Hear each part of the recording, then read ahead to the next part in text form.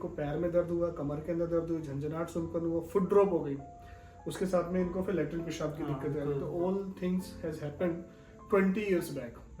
20 साल पहले सारी चीजें हो चुकी थी, दर्द चल रहा था। अब ऐसी कंडीशंस के अंदर हम सर्जिकल इंटरवेंशन तो इमीडिएटली नहीं जा सकते, ना तो इनको कोई प्रॉमिस कर रहा आज तक, किसी ने भी नहीं बोला मैं ऑपरेशन करके ठीक करता हूँ, बिकॉज पॉसिबिलिटी कभी हमें समझ में नहीं आती कि जब 20 साल से पेशेंट परेशान है तकलीफ में, तो हम कितना ज़्यादा रिजल्ट इनको बेसिकली सर्जिकली ऑपरेट करके दे सकते हैं। तो जब हमने भी इनको ये चीज़ बताया था कि मैं I am going for DSCB injections and multiple other therapies, कि हम DSCB जाएंगे, बाकी थेरेपीज देंगे, ओजोन थेरेपी देंगे और देखते हैं कितना सुधार है। 3 इंजेक्शंस के बाद इनकी सिचुएशन समझते हैं कि दर्द कैसा है, झंझनाहट सुनपन कैसा है, जो झटके आते थे वो कैसे है, अभी क्या सिचुएशन है, दर्द में क्या हालात है।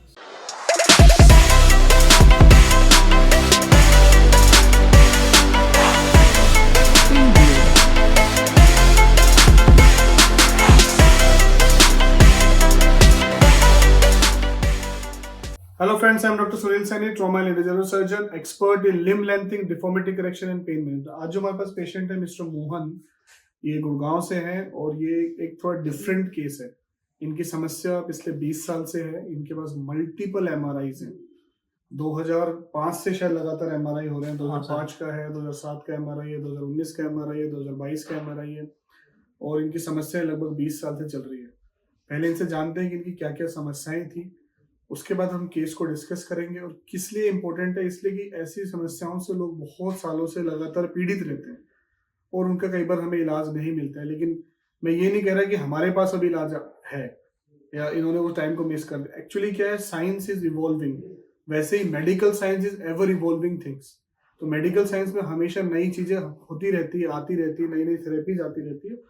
तो 20 साल पहले जो चीज नहीं थी आज वो अवेलेबल है, इसलिए उसका फायदा इनको मिला है और कितना इम्प्रूवमेंट इनको आई है वो हम इनसे जानेंगे। पहले जानते हैं प्रॉब्लम क्या क्या थी, कब से स्टार्ट हुई। प्रॉब्लम ये था कि काम मेरा थोड़ा सा ऐसा था कि लॉन्ग सिटिंग काम था। तो लॉन्ग सिटिंग काम था तो उसकी वजह से क्या होता कि बैक पेन होता था मेरे को, कमर में दर्द था, कमर में दर्द होता, पाँव में सुनपना वगैरह रहता था, भारीपन वगैरह शुरू हो गया था। ठीक है, तो फिर 20 साल पहले। हाँ सर, नमनेस वगैरह भी स्टार्ट हो गया था, राइट पैर में नमनेस, हाँ सुन रहा था, नमनेस वगैरह रहता, सुनपना वगैरह रहता। काफी ट्रीटमेंट करवाया सर मैंने। तो आप सबसे ही दिखा रहे हो, लेकिन आप हाँ मैं दिखा रहा हूँ, कंटिन्यू दिखा रहा हूँ, चाहे 1 साल का गैप हो रहा है, चाहे 2 साल का, लेकिन ये कि मैं तो आपको लॉन्ग सिटिंग की वजह से कमर में दर्द स्टार्ट हुआ, हाँ, फिर पैर के अंदर नमनेस आने लगी थी, हाँ, चलने फिरने में दिक्कत हो गई थी, चलने फिरने, हाँ पैर में लचकपन शुरू हो गया था सर, पैर में लचकपन स्टार्ट हो गया, पैर रगड़ के चलता था सर, पैर रगड़ के चलते थे। ये इसका मतलब है कि ड्रैगिंग करके फुट चल रही है, इसको हम फुट ड्रॉप वाली बात भी कहते हैं कि फुट भी ड्रॉप होने लग गया था, है ना, पंजा ऐसे नीचे की तरफ गिरने लग गया था। तो ये समस्या कितने साल पहले हो गई थी सर?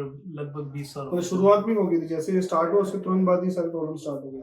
हाँ सर, पेन और ये सुनपना वगैरह तो लैट्रिन पेशाब में कोई दिक्कत? हाँ सर, टॉयलेट वगैरह में दिक्कत होती थी, जैसे ज्यादा चलना होता था तो मतलब वॉशरूम वगैरह में कुछ जाना पड़ जाता था कई बार टॉयलेट वगैरह की भी दिक्कत हो जाती थी सर।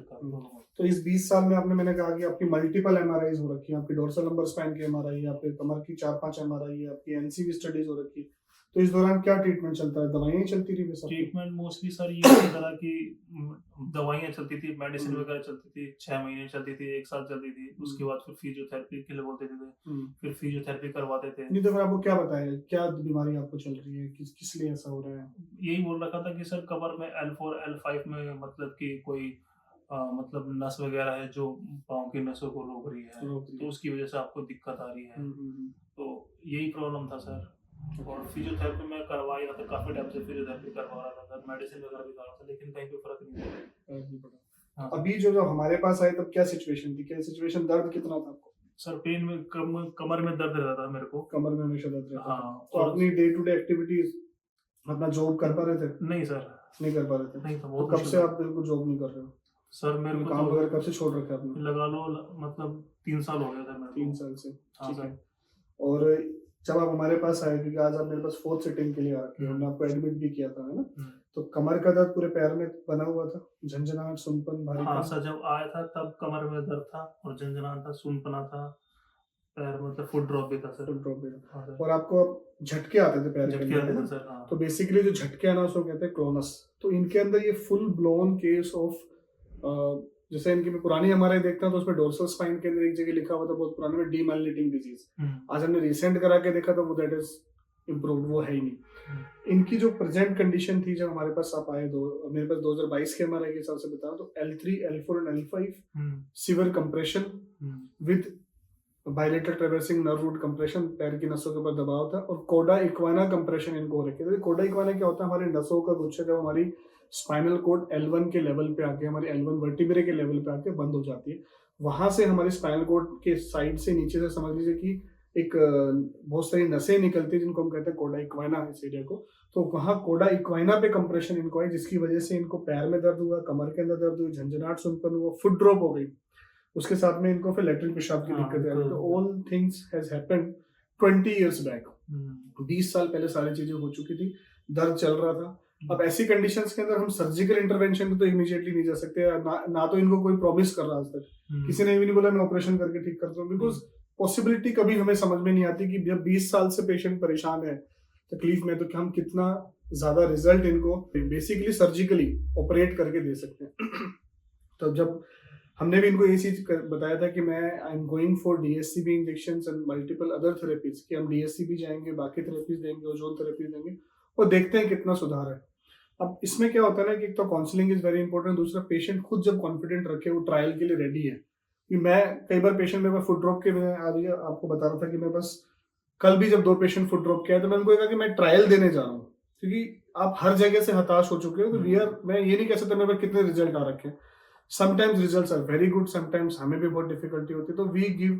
तो we I always say in case of foot drop, जो बहुत पुराने से दर्द आ रहा है, तो उसमें हम पहले ट्रायल्स के लिए तब जाते हैं कि DSCB आप में वर्क कर रहा है कि नहीं कर रहा है, और फिर हम आगे की थेरेपीज को बढ़ाते चले जाते हैं। तो इनके अंदर हमने DSCB इंजेक्शंस की 3 सेटिंग दी थी। मैंने इनको beta 1 2 3 4 5 plus tau plus ozone, है ना। तो आज 3 इंजेक्शंस के बाद इनकी सिचुएशन समझते हैं कि दर्द कैसा है, झंझनाहट सुनपन कैसा है, जो झटके आते थे वो कैसे है, अभी क्या सिचुएशन है, दर्द में क्या हालत है सर? पेन तो कमर में तो बिल्कुल भी पेन नहीं है, बिल्कुल पेन नहीं है। बस कभी जैसे एक्टिव वगैरह चलाता हूँ तो थोड़ा बहुत पेन रहता है, लेकिन एक्सरसाइज वगैरह से मैनेज हो जाता है। अच्छा, पैर की झंझनाहट सुनपन भारीपन तो पैर में सर भारीपन तो नहीं है, भारीपन भी काफी कम है, और सुनपन में सर है, मतलब कि 30% आराम है अभी। ओके, हाँ, और झटके तो सर अब नहीं है। झटके नहीं, तो इनको पहले झटके लगते थे, जैसे मैंने फर्स्ट टाइम इंजेक्शन भी लगाना स्टार्ट किया, निडल टच होती, झटके मार वो बंद हो गया। तो कभी रात में झटके आ जाते थे आपको अपने खुद से, अब नहीं आ रहे वो सब चीजें? नहीं आ रहे। तो दैट इज कॉल्ड क्लोनस, वो इनका काफी हद तक कम हो चुका है, अब तो आ ही नहीं रहे। और आप ये बताइए कि पावर कैसी लग रही है, ताकत थोड़ी लग रही है? पावर है सर, काफी लगता है, पावर पहले से इम्प्रूव्ड है। हाँ, काफी लगता है कि हाँ, मतलब चलने में काफी फर्क लगता है। तो ये चीजें हैं कि पावर भी इम्प्रूवमेंट हुई है, लेकिन इसका ये मतलब नहीं कि हर एक के अंदर अगर कोई 20 साल वाला आगे उसके अंदर आगे, he has taken that trial कि मैं ट्रायल लेता हूँ, इनको बेटर इंप्रूवमेंट आने लगी, हमने आगे की थेरेपीज को बढ़ाते हुए चले गए।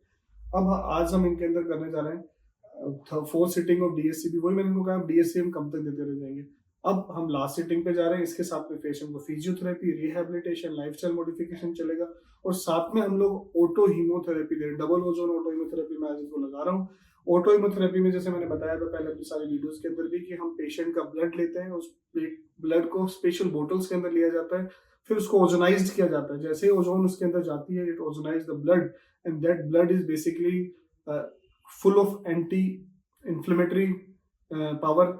उसके अंदर वेस्कुलरिटी बढ़ाने की ताकत होती है, उसके अंदर ऑक्सीनेशन बढ़ाने की ताकत होती है, उसके अंदर एंटी इन्फ्लेमेटरी सारे फैक्टर्स होते हैं, उसके अंदर नॉर्मल वेलबींग बढ़ाने की होती है, सेल्स को ऑक्सीनेशन बढ़ाने की होती है। उसकी वजह से और बेटर रिकवरी की मैं उम्मीद कर रहा हूँ कि इसके अंदर और बेटर रिकवरी आ जाए। And finally we have planned कि we will go for new MRI and then we can even go for ozone discectomy की। ओजोन में अगर वहाँ पे, ताकि हम कनाल को भी, इनको सेकेंडरी कनाल स्टेनोसिस भी हो रखा है, तो उस स्टेनोसिस को भी हम बेटर इंप्रूवमेंट कर सके। तो मेरा एम यहाँ पे, मैंने आपको भी बताया शुरू में कि मैं 100% के लिए एम करके चल नहीं सकता, ना मैं आपको बोल सकता हूँ 100% ठीक हो जाने वाले हो। ऐसी कंडीशंस के अंदर मेरा हमेशा ये एम होता है कि मैं क्वालिटी ऑफ लाइफ को कैसे इंप्रूव करके ला सकूं। जैसे अब इनका चलना फिरना बेटर है, पावर आ गई है, झंझनाहट खत्म हुई है, झटके मारने बंद हुए, तो that is very very important कि आज ये सारी सिचुएशन ठीक हुई। अभी हम इनकी पावर चेक करेंगे पर अगली चीज। सो इनको राइट के अंदर था, इस वाले को खींचिए। So now you can see that power has improved almost 4/5। ऊपर की तरफ खींचिए, ठीक है। So that power is improved. इस घुट्टे को मोड़िए ना, यहाँ पे हम और चेक कर सकते हैं।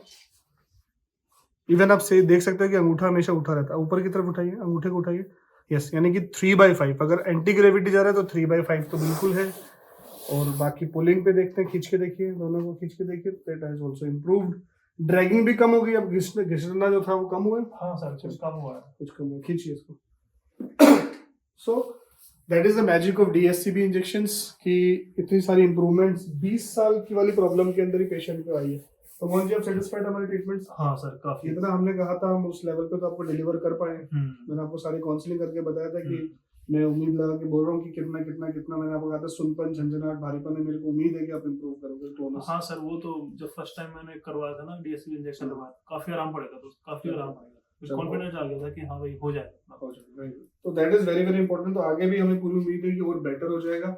अब मामला आता है सस्टेन कैसे करें, कि ये जो रिजल्ट है सस्टेन रहे, तो उसके लिए पेशेंट को फिजियोथेरेपी, रिहैबिलिटेशन, लाइफस्टाइल मॉडिफिकेशन, और अगर जरूरत लगे तो DSCB can be very well repeated. अगर हमें 6 महीने पे लगता है, साल पे लगता है, तो इसको फिर दोबारा रिपीट कर सकते हैं। There is no side effects till date, there is no life threatening side effects. ऐसा कुछ नहीं है कि पैर पैरालाइज हो जाएगा, वीक हो जाएगा, कुछ ऐसा होगा। जो होगा इनको बेहतर ही होगा, इंप्रूवमेंट ही होने वाली है। तो that is the beauty of this DSCB injection, जिनको आजकल फिजियोलॉजिकल पेन ब्लॉक्स भी कहते हैं, क्योंकि आज मल्टीपल बीमारियों के अंदर इसका इस्तेमाल किया जाता है, ना केवल सिर्फ sciatica पेन प्रॉब्लम के अंदर। जब स्टार्टिंग में डिस्कवर हुआ था, आज के टाइम में अगर आपको लंबर डिस्क प्रॉब्लम्स है, sciatica problems, tennis elbow, frozen shoulder, cervical spondylosis, radicular pain, इन सारी कंडीशंस के अंदर, माइग्रेन, हेडेक्स के अंदर आपको है, मस्कुलोस्केलेटल पेन, इन सारी कंडीशंस के अंदर pain can be very well manage with the help of this simple procedures called DSCB injections और फिजियोलॉजिकल पेन ब्लॉक्स। तो ऐसी किसी भी समस्या के लिए आप नीचे दिए नंबर पे कांटेक्ट कर सकते हैं, अपनी रिपोर्ट हमारी टीम से शेयर करके फ्री ओपिनियन हमारी टीम से ले सकते हैं। तो दोस्तों, आगे में आपको ऐसी हेल्थ टिप्स मिलते हैं, इसके लिए चैनल सब्सक्राइब करना ना भूलें, तुरंत चैनल को सब्सक्राइब करें, वीडियो को लाइक करें, शेयर करें। Thank you so much.